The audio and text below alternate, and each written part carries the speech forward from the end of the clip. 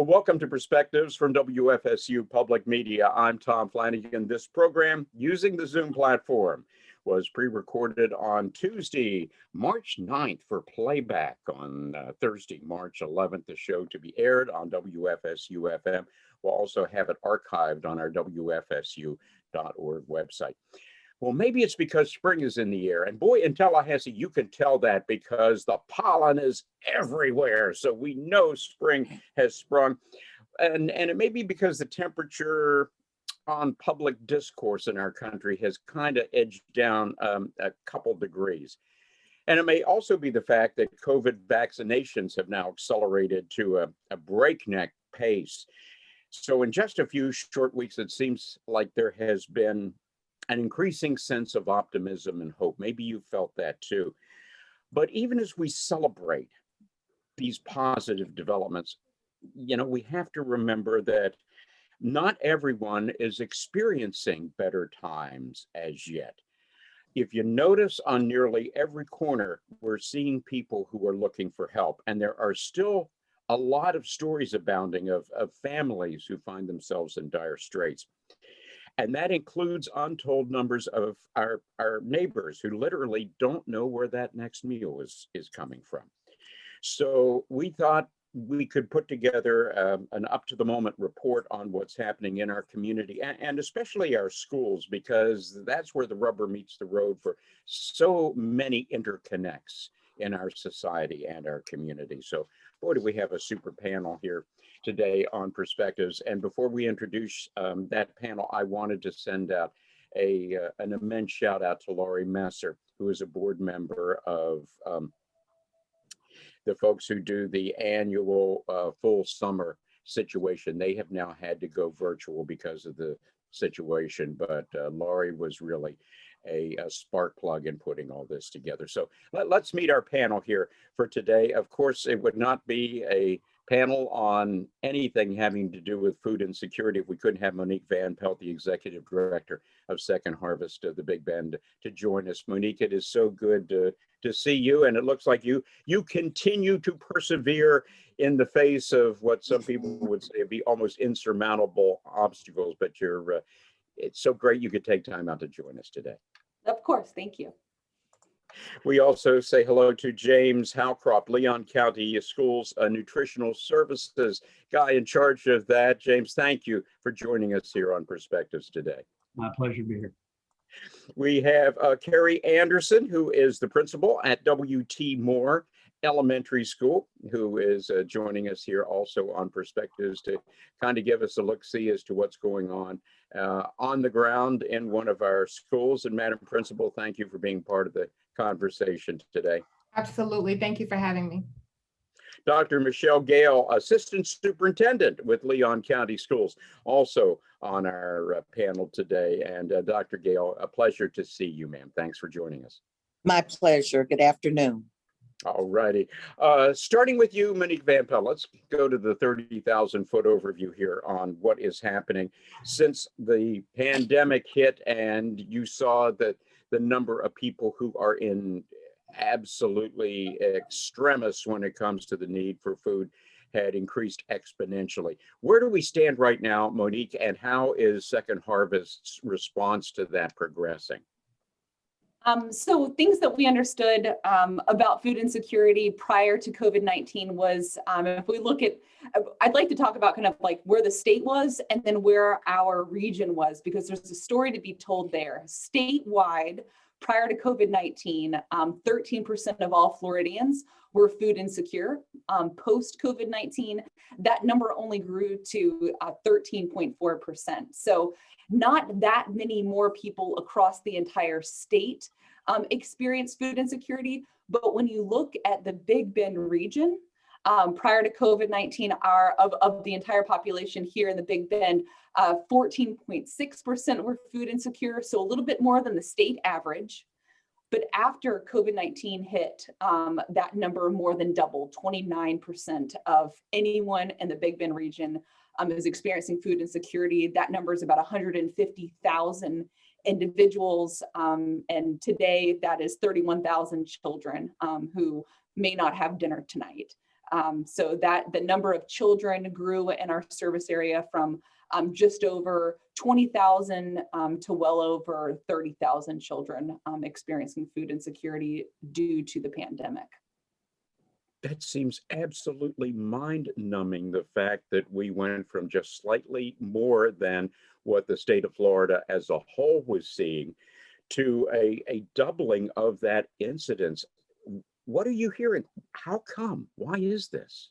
Well, there's a lot of vulnerability in the Big Bend region, largely due to it being rural in nature. In our service area, Leon County and Tallahassee specifically is kind of like the mecca of jobs and opportunity for financial stability. And then beyond that, there's great opportunities for people to not have upward mobility in terms of employment, to have more fragility in their financial foundation.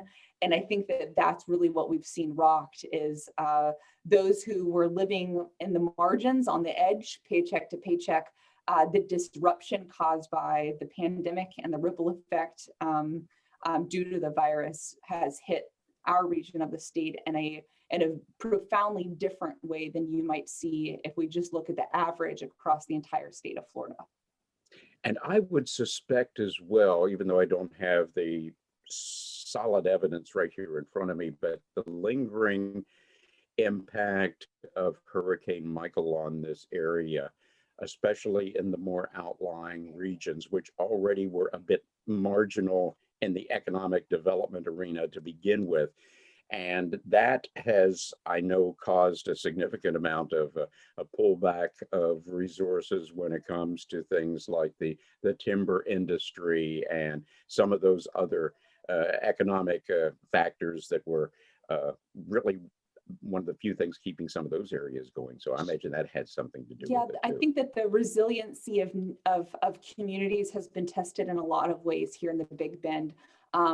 Multiple storms over the last few years, fires, a pandemic, those are all going to be disasters that really test the ability for a community to bounce back. And when that community is already limited in their resources, their ability to exemplify resilience, not in spirit. I think our community is remarkably resilient in spirit, but our ability to rebound in terms of economics is slower. When anything goes awry in our society, somehow, some way, it always tends to come home to roost in our school system in some way, shape, form, or fashion. So Dr. Michelle Gale, let's turn the conversation to you for a moment. Sure. As far as Leon County is concerned and what you're seeing with the kids, many of whom have stayed out of school, whether they have transitioned over into private school or being homeschooled or everything, you don't have a full enrollment into the Leon County school system, but still, when it comes to food, that's where a lot of kids and families depend on the schools for that sourcing. What are you seeing here in Leon County? Well, those same type of needs for food.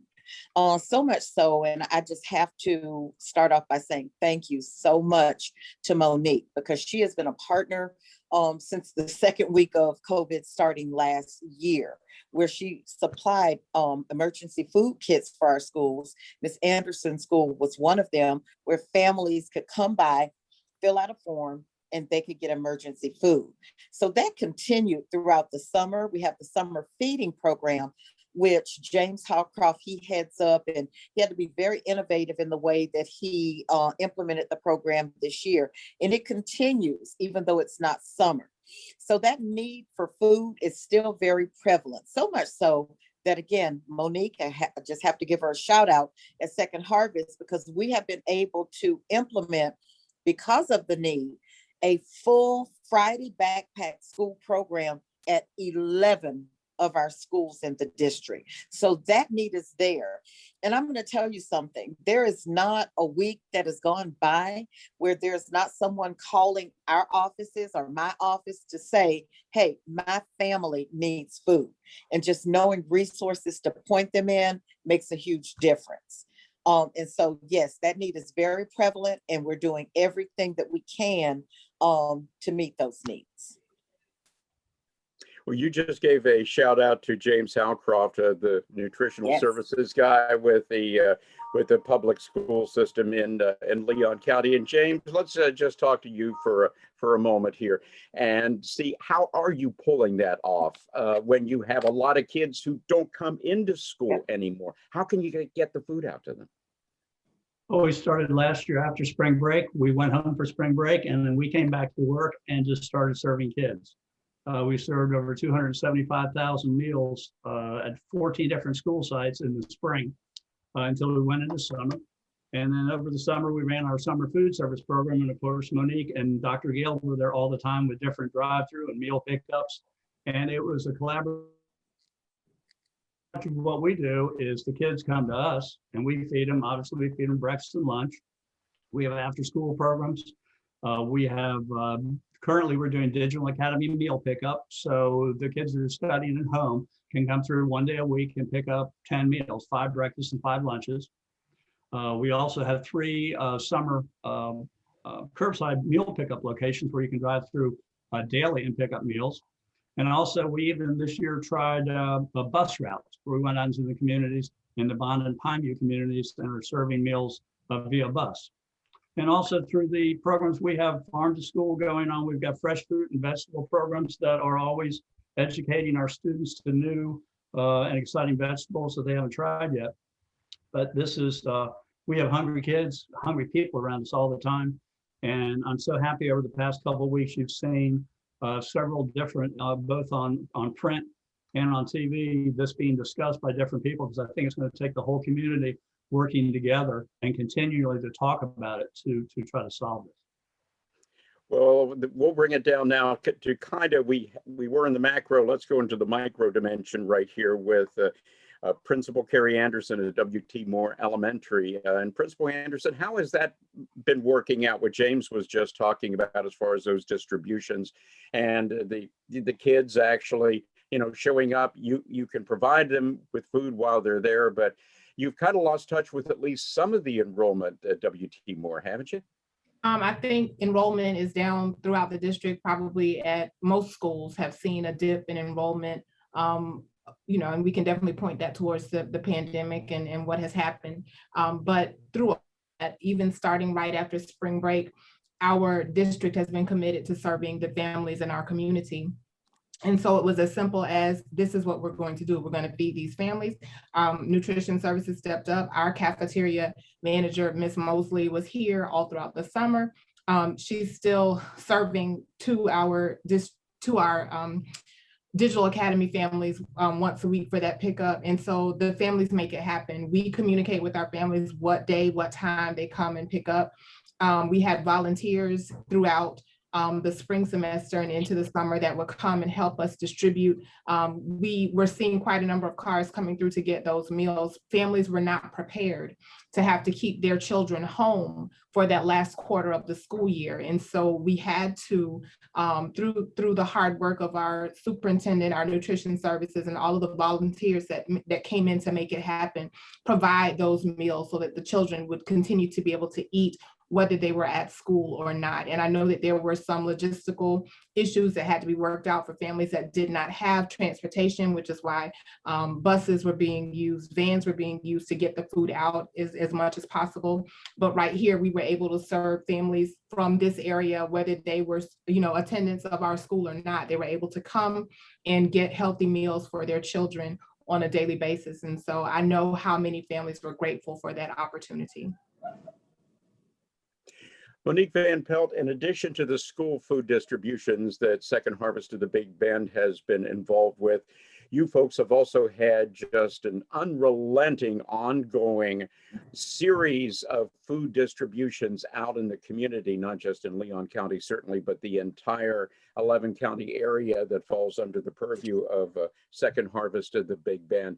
How have those been going, and have the numbers of food recipients continued to be as high as we saw at the beginning of the pandemic, nearly a year ago now? So I think that the numbers are definitely holding. We're not seeing the numbers drop off. Our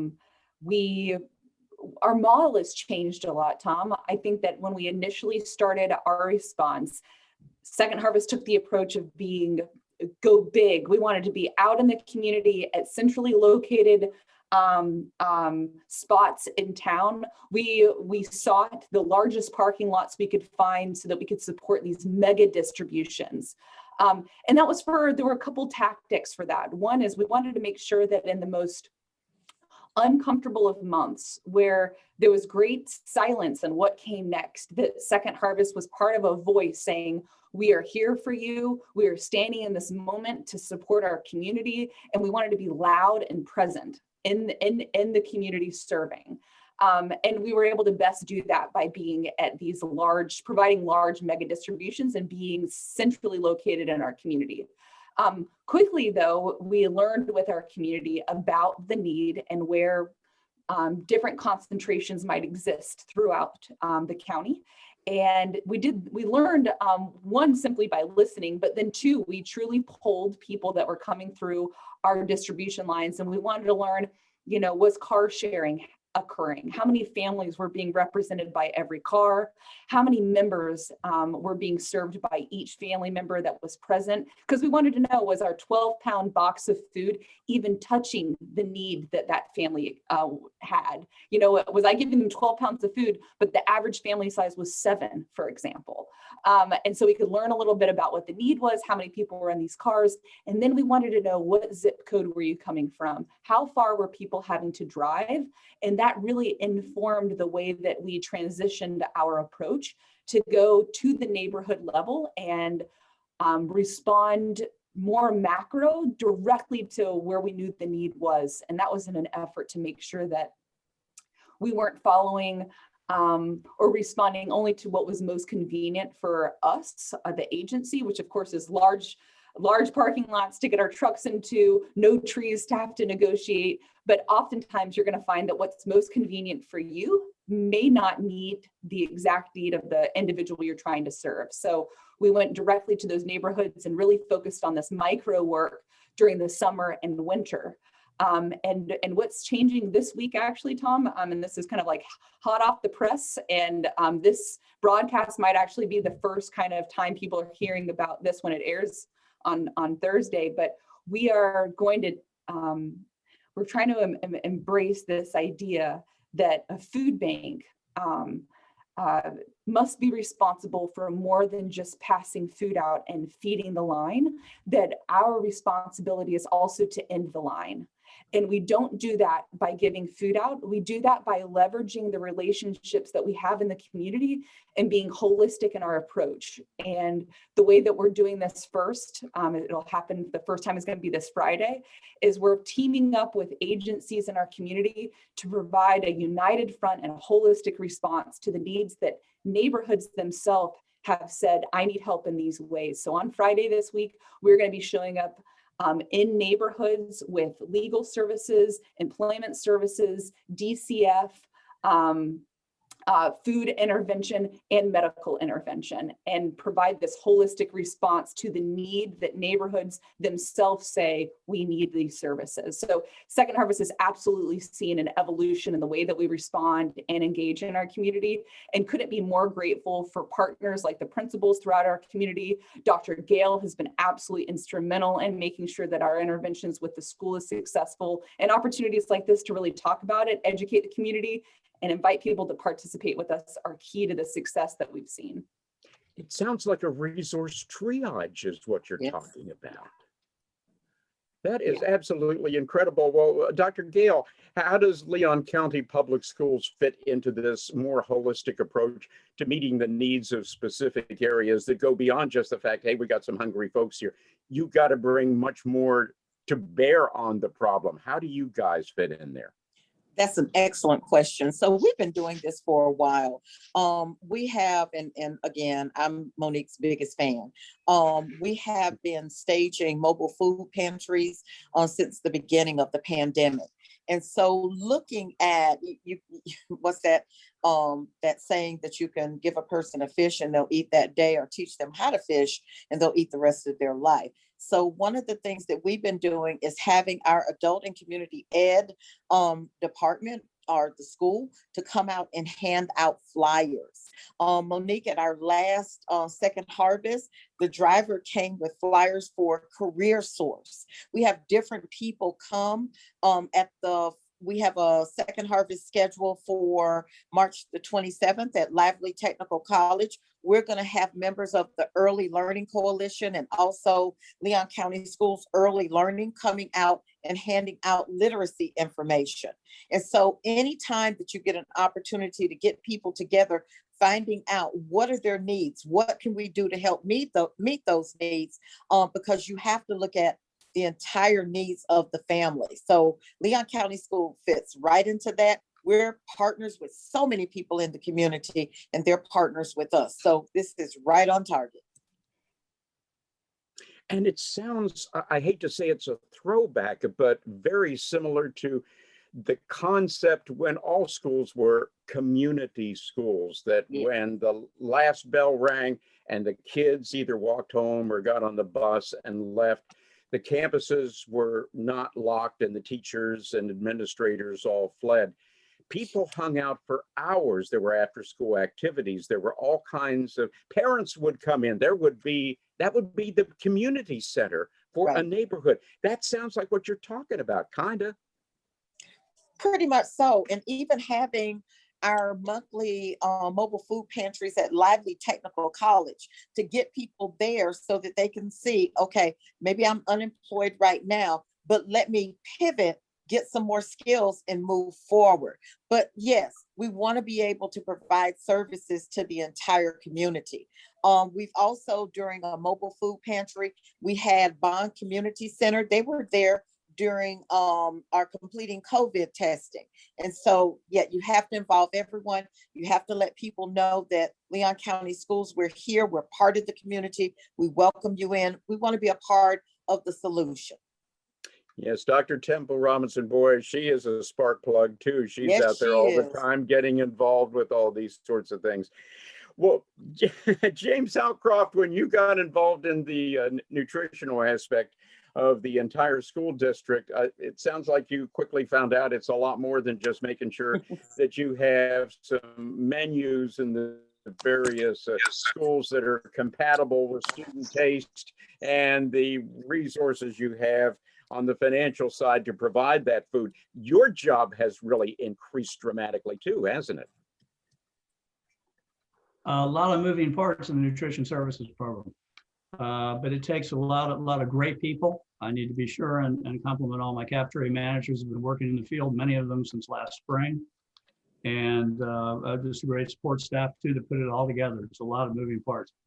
But to go to what Monique was talking about a little bit is you do need to go to where the people are. That is really important.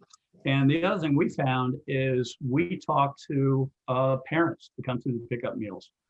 They were very open to suggest an easier way or a better way to do things.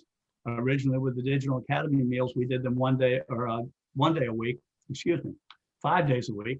Then we went to 2 days a week, and then we realized that 1 day a week to pick everything up worked out a lot better. You have to be very creative. Right now, we're working on our menus for next school year.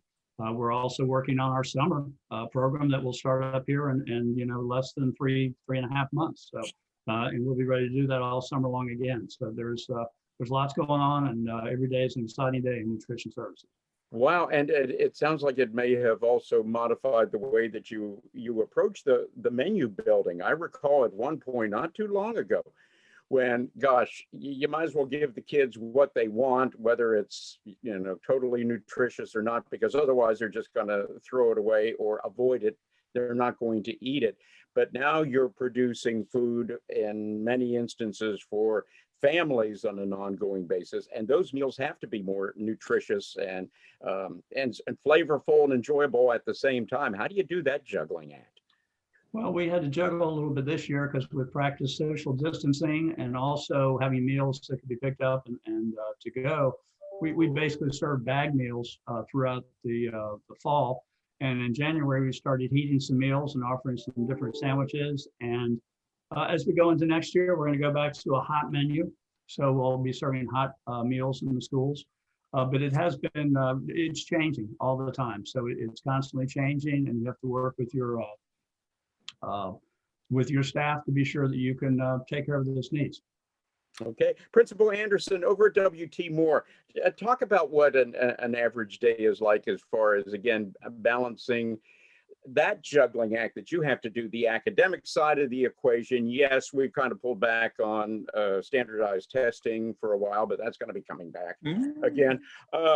And still, for you to be a community resource, particularly in this aspect of being a source of nutritious meals for entire neighborhoods, that kind of changes your mission statement a little bit too, doesn't it? It does, but I think that what great teachers, what great administrators, all educators, great educators do is we love our children first. And so we have to take care of the whole child. And so we can't have kids coming to school and expect them to be on, firing on all cylinders academically if their little bellies are empty. And so it's our responsibility to take care of those needs. And in that hierarchy, we have to make sure that they're safe. We have to make sure that they are well fed and well taken care of, and by extension, their families. And so it really is a part of the job. It's a part of the job to know how many of these kids are coming every day and perhaps didn't have a hot meal last night. Let's make sure they get a good breakfast this morning. Let's contact those families to see, hey, we have this awesome food pantry that is being sponsored by a full summer. And we're working with Second Harvest, and we want to know, can we send home a backpack with your child on Friday afternoon to make sure that needs are being met through the course of the weekend? And so it's very difficult to pull apart all of the parts and pieces that are rolled into what a school's responsibility is. But I feel like I capture it best by just saying we have to love and take care of our children. And that extends to making sure that they have good, nutritious food to eat when they're on our campus and when they're in their homes as well. Frontline on this entire battle has got to be the teachers, because if they are not perceptive, if they are not sensitive to those little indicators from the kids that there is a problem and those little tummies may not be anywhere near full, they have to kind of hit the alarm bells and make sure that those children are fed, or they're not going to be able to learn. And they do. They pay attention. They spend their own money to purchase snacks and to go out and buy new clothes and all of these things that children sometimes need. And it's not always the families or the children that you expect. The face of food insecurity, I think, has changed a lot during the course of this pandemic, or what people would actually expect a family that is food insecure to look like. We've had many families who traditionally have been stable who lost employment during the course of the pandemic, and they need to feel comfortable that they can come to our school, they can come to us and say, hey, this is a need that we have. Can you help us? And our answer is yes. We've had so many community organizations to wrap their arms around us. We've had food drives sponsored by Westminster Oaks, our neighbors right across the street. The Pilot Club of Tallahassee, they've done so many donations, donating peanut butter and jelly, all kinds of snacks for our food pantry. We have these two ladies who I have to shout out, Miss Daisy Bruton and Miss Kathy Henderson, who manage our food pantry. And they do a lot of this on their own time after hours when, they should be concerned about themselves and their families, but they realize the need that we have going on here. And so they stay after hours and make sure that those backpacks are packed. Unfortunately, because of the pandemic, we can't have the families come in and shop in our pantry, which is the model that we initially thought we wanted to go with. So now we've kind of turned it into more of a backpack program, but they are working so super hard to make sure that any child who has a need for food, additional food for those families in their homes, they're getting what they need through the hard work of these wonderful organizations and those ladies right here at our school. So we have to love our kids first before we can expect them to learn. And so that's what we do. Thank you, ma'am. You're listening to an update on food insecurity in our area with a very special panel today on Perspectives. Monique Van Pelt from Second Harvest of the Big Band, Dr. Michelle Gale, Assistant Superintendent of Leon County Schools. We just heard from Principal Carrie Anderson over at W.T. Moore Elementary School, and James Howcroft with the Leon County Schools Nutritional Services Department has joined us too. And if you miss any or all of the perspectives, we keep them available online on our WFSU.org website. We try to have the most recent program up just as soon as we can after it actually airs on the radio, so you can hear the program again whenever you want. Monique Van Pelt, let's talk about an ongoing challenge for you guys at Second Harvest of the Big Bend, as well as other food distribution organizations all over the country. You only got a limited number of supply chains for this stuff, and now everybody is out trying to obtain through those chains the food that is necessary to meet the needs of the community. And a little personal aside, my daughter works for a company that provisions a number of convenience store chains in the Southeast, and when something becomes rare, like say Clorox disinfecting wipes, everything just collapses, and you have all of those stores screaming, when are you going to get these things for us? And say, hey, they're unobtainable. You are in competition with all the other food banks across the country. How are you guys getting supplies right now? Oh, so luckily we have full-time staff who source food for us. But like you said, when there's no food to source. So what we have found is some challenges with food availability, and then also like what food is available. There's definitely a cost difference today versus last year. The same types of food we're used to being able to purchase at a certain dollar per pound, that has changed across a variety of the types of food that we're typically trying to make sure are available and here at the food bank. Luckily for us, and because of the amazing partnerships that we have at the school level and with our superintendent across the entire district, is confidence in our ability to move food to children. So much confidence. This is the first year that we've actually been able to provide backpack product for every single child doing the whole school. Prior to this year, the backpack program and other programs like that, it was just for the children who qualified, who the teacher recognized, got permission from families. But this year, because of Dr. Gale's work, because of Principal Anderson and all of her counterparts across our community, every single child in the school receives a backpack. And it was an effort of like an internal, and then through all of our partnerships, how can we remove guilt from a parent and shame from children, so that they aren't seen as the poor child or the child or the parent who can't meet the need of their child? How can we remove that shame so that we could get this charitable food into the hands and tummies of those children? And I think that it's our principals working with their guidance counselors, working with their teachers and their assistants to make sure that we communicate to every parent that we interact with and to every child that this moment in time, the chance that you might be, and Principal Anderson, I appreciate you mentioning this. Parents today might be in need for the first time in their life for public assistance, and this is the first time ever. And it is not a mark against you. It is not a character flaw. This is completely out of your control. And systems and processes and programs like this are here to serve that and to serve you and not to judge you. And I think that it's been the partnership across the board that has helped us to overcome shame and get the food to where it needs to go. And thankfully, we've been able to purchase food in bulk, knowing full well that we have avenues to push that food to the children who need it.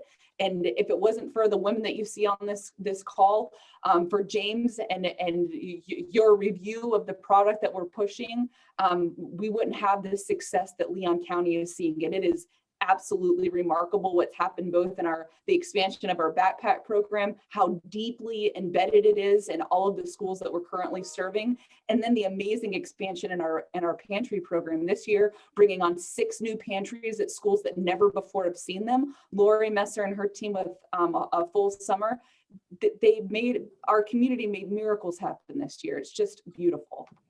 I want to revisit that issue here in just a second with the folks that you just called on, Monique. But all of this costs money, and partnerships are wonderful and they can make miracles happen. But if you can't afford the food, it's not going to be there. What kind of a strain additionally does this put Second Harvest of the Big Bend on when you're in a situation where a lot of nonprofits right now are hurting? There's just not enough money to go around. How are you guys making it?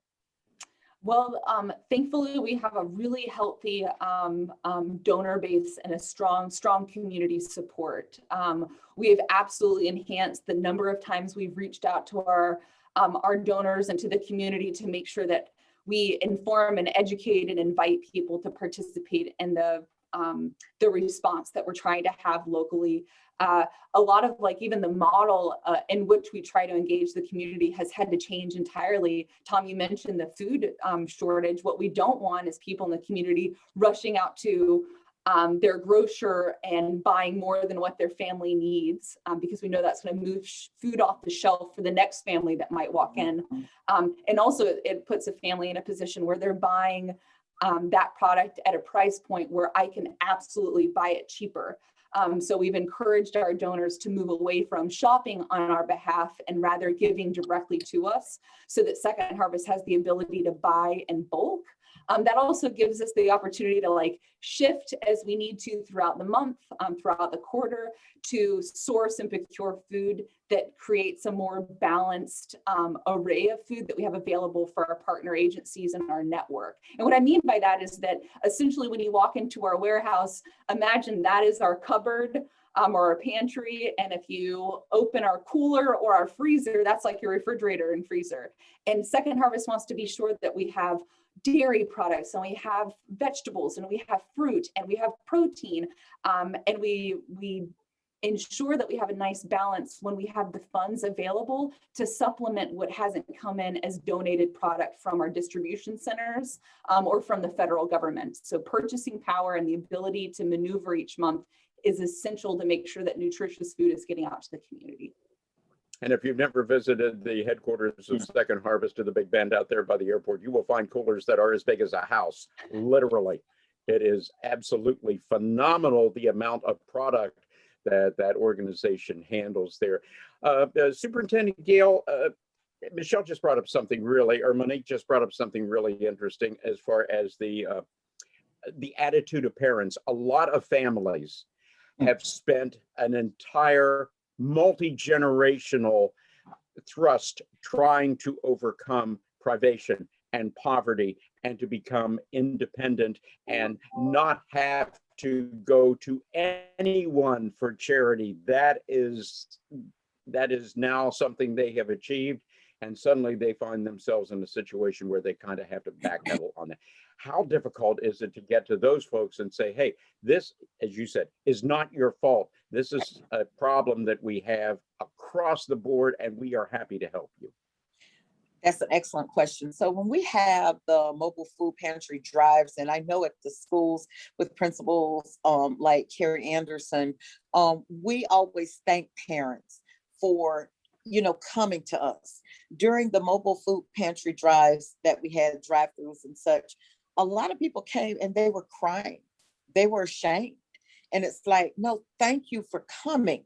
Because you're coming, I'm here, I'm able to do this. This is something that's happening, not just with our community, but with our nation and with the world. And letting them know it's okay. This is only temporary, and this is our turn to help you. And so assuring them that it's not their fault, and we're here to help each other in the community. That's the big message that we send. Okay. And I imagine, Principal Anderson, when it comes to those parents too, it's sometimes a matter, I imagine the parents may be happy, but what about the kids? For some of these kids, if they're not, wearing the right brand of clothes, they get really, really upset. And here to have to say, well, hey, yeah, I'll take that backpack of food home. That's fine. I'll do that. Is that an issue sometimes?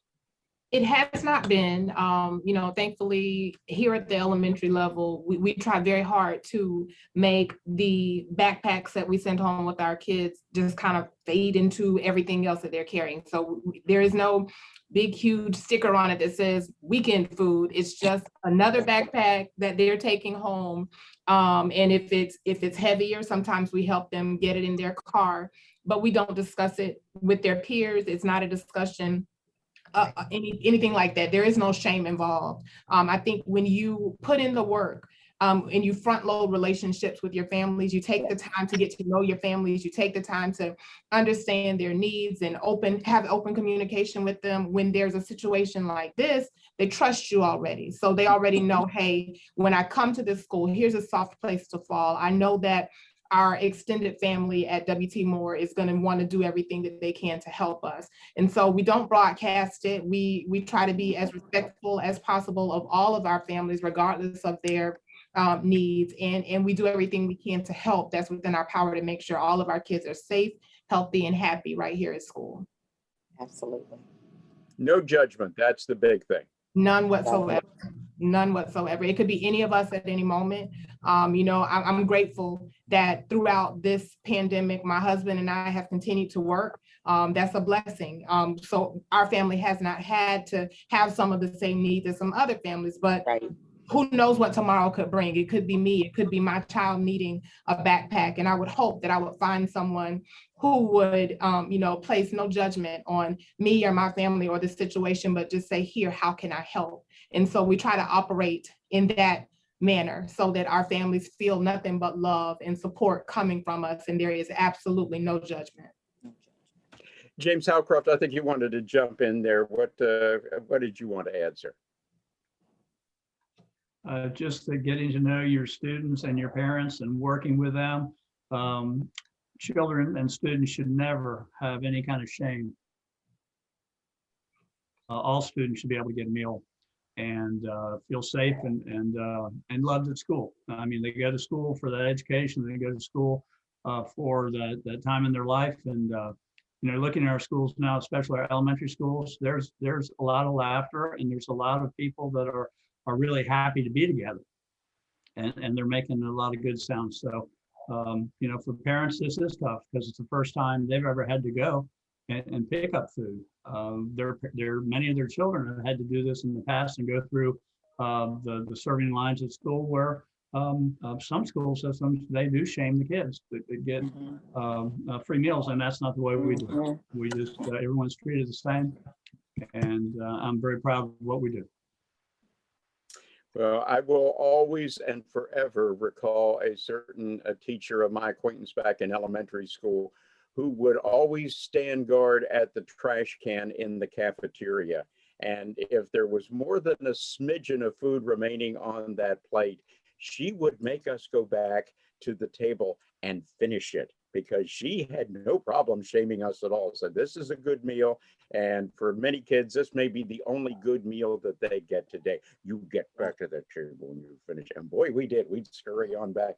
We could never get away with anything from her. Folks, we're probably within about 5 minutes away from the conclusion of this edition of Perspectives. You have all brought just so much literally to the table today in talking about the issue and some of the hopeful signs that we have that food inequality and insecurity is being handled on our area. I want to give everyone an opportunity, a couple minutes to kind of summate and finish up any last thoughts that you may have that we can include in the program. And let's start with you, Monique Van Pelt, with Second Harvest of the Big Bend. I'll just conclude by saying the success that we're seeing in Leon County in service to the children who are of families who are food insecure would not have been possible if it wasn't for the buy-in from principals, buy-in from our superintendent and our entire administrative team with the school district. If there was not buy-in from every single teacher, if there was not buy-in from every single bus driver, I mean, it's the entire school system recognizing and valuing what the child needs and looking at the holistic way that we can support a the youth in our community. And it's commendable, the successes that we've seen here locally. And I couldn't hand the proverbial microphone back without saying Lori Messer and her team and the fundraising that they are doing around a whole summer to ensure that not only, the backpack program that is administered by teachers, but also the food pantry program that's provided at our high schools and at our middle schools and some of our elementary schools to make sure that the family is supported. If we're not putting the resource out there, then our families are having to spend scarce resources, both time and finance, and having to make really tough decisions. And when there's opportunity for us to bring a resource to where the need is, I'm just grateful that we have partners with open arms, open hearts, ready to embrace that opportunity and put it into action. And that's who's on this call. And my hat and my heart just goes out to everybody that's here that's made this possible for children. Thanks so much, Monique. Assistant Superintendent of Leon County Schools, Dr. Michelle Gale, your turn. As I close, first of all, thank you so much for this opportunity. Principal Anderson said it, we love on our kids. Superintendent Hannah and our school board, they have the heart of taking care of our students. When you take care of the students, you also have to look holistically at the family and not just feeding them for that day, that proverbial saying, but teaching them how to feed themselves for a lifetime. So we're very thankful for all of the partners that we have. A full summer has been incredible in our district, and because of them, we have food pantry, Second Harvest, calling the superintendent the week of the pandemic when schools had to close to find out what can we do to help. All of our administrators, they are the MVPs because they have worked countless hours, tireless hours without saying, hey, we can't do this. No, they're always, we can do it and let's figure out how. And our community, just embracing Leon County Schools, the challenges that we've had during the pandemic before, and hopefully, within a year or so, we can say post. It takes an entire village. And I'm just so happy that so many people are part of our village and helping us to eradicate hunger in our community. Thank you, Dr. Gale. Nutritional Services with Leon County Schools, headed up by James Howcroft. Sir, it's all yours. I just think it's really important that we all keep talking and keep communicating and working together so we can continue to come up with solutions to feed both our students and our parents. Very good, sir. And we end the discussion with the principal of W.T. Moore Elementary School, Carrie Anderson. Yes, ma'am. Absolutely. I want to thank A Full Summer. They've already let us know that they will be able to fund our pantry for next year. We look forward to the days when we can open the doors of the school and have our families come in and shop our pantry and continue to send backpacks home with our kids on the weekend. But we have received so much support. And for those who are wondering how you can help, even though the district is not in a place where we're having volunteers come into the school, yet you can still provide donations for the pantries that are around this district. Absolutely. You can still reach out to the schools and say, what needs do you have? Because we want to partner with you to help. We certainly can't do it by ourselves. We are standing on the shoulders of A Full Summer and Second Harvest and all these other organizations who are helping us to meet the needs of our children. But it is important to me that all of your listeners know that we love our children, we love our families, and we want to do everything we possibly can to help. There is no shame. We are all in this thing together. And so with that, thank you all so much for having me, and thank you for the support that we are receiving throughout the district to serve our children and our families. And a reminder to everyone listening to this program, no matter what kind of neighborhood you are driving through, whether it is the most affluent one in town or one of more modest means. There are hungry families and hungry Mhm. kids in each and every one of them. And if we can all keep that in mind, and also keep in mind how we might be able to plug into these multiple partnerships and initiatives to help out, even in a very, very modest fashion, it is all to the good. Many hands making light work, as my mom used to say. So to Monique Van Pelt, James Halcroft, Dr. Michelle Gale, and Carrie Anderson, thank you all for being part of this very special edition of Perspectives, which is produced by WFSU Public Media in Tallahassee. Thanks going out to Taylor Cox, Paul Dam, Amy Diaz de Villegas, Brandon Brown, Tricia Moynihan, and Lydell Rawls, our Director of Content. Kim Kelling is our executive producer each and every week, and I'm Tom Flanigan. You know, our seniors were first in line for COVID vaccinations, and it seems, for those who remain uninfected, that they kind of weathered the pandemic surprisingly well. Still, there are some challenges, and we're going to have an all-star panel of experts to talk about those challenges next week, right here on Perspectives from WFSU Public Media. Thanks for joining us, and take care.